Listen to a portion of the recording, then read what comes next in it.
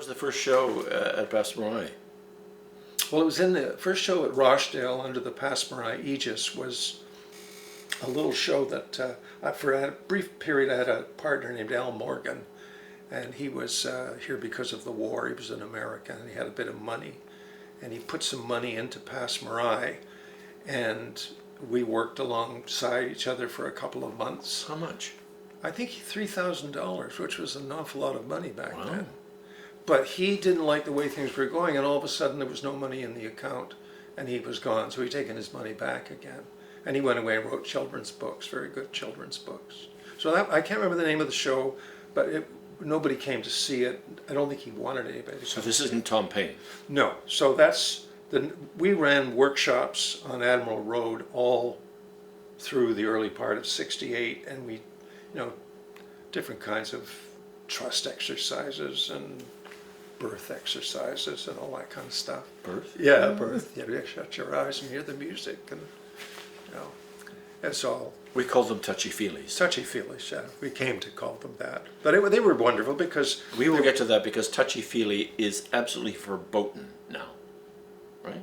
I guess it is. We will talk. No I touchy. want the conversation No eventually touchy, to go no to feely. where Yeah. then and now and what's the next stage. And so much in the '60s and touchy-feely because we did the National Theatre School. You spent 3 hours, in leotards with your eyes closed and cross-gender, cross-sex, Oh, yeah, whatever, yeah. whatever. None of that would ever be possible now. So the question is, anyway, that's another stage where we get to. The question is, where does in the '60s, in that kind of explosion, where does the energy come from, and what is not constraining that energy? What gives that energy the freedom to you say, well, okay, let's paint the parking bays on black in the bottom of Rochdale and do a show? What gives you the freedom to do that?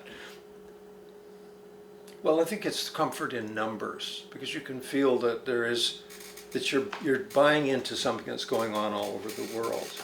So the music scene in America, fueled by anti-war sentiment, but the music changed. I mean, it was Bill Haley and the Comets, you might well remember, first rock and roll band. Well, if the kids went back and looked at that, they would not in any way believe it, that But the same with the Liverpool stuff. So there was the music, there was the birth control pill, there was, I think those are two.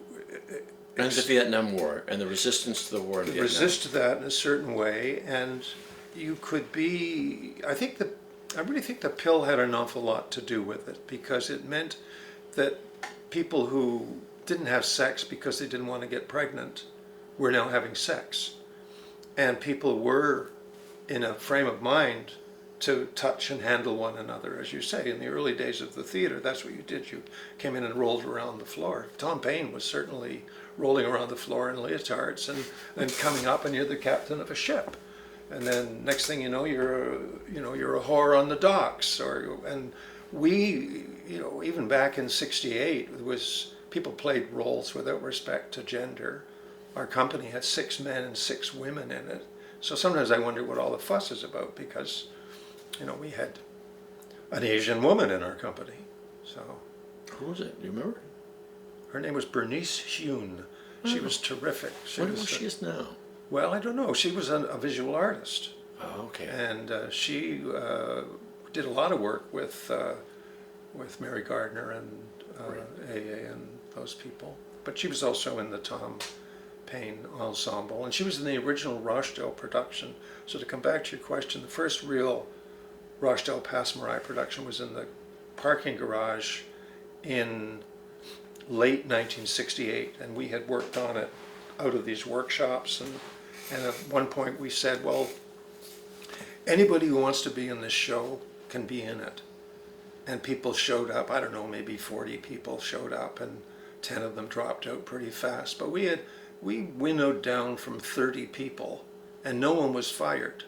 So who are these anybody's? Rochdale has got 1,200 people who are smoking dope too. I mean, I think that freed things up a little bit. And those people were from all over the place. They were curious people. They were hell-bent. And so they came with a lot of talent, a lot of times not very well refined. And occasionally somebody with a guy named Don Steinhaus, who's one of the most interesting actors I've ever worked with, and he showed up from York and thought maybe I could be in a play. Well, he stayed with the company for 2.5 years, and he was the absolute great big guy. And did you pay people? Yeah, we paid everybody $25 a week. But we had 12 actors and 4 support staff, so that's a pretty big payroll. They always say we didn't have any money, but we never had any money, but we had enough to pay the payroll for Right. a year or so. And this is before, so it's not an equity company. It's No. This No. is in the hurly-burly of the days, right? Yeah, no, there was definitely not an equity company. I've never been a big union guy anyway, so.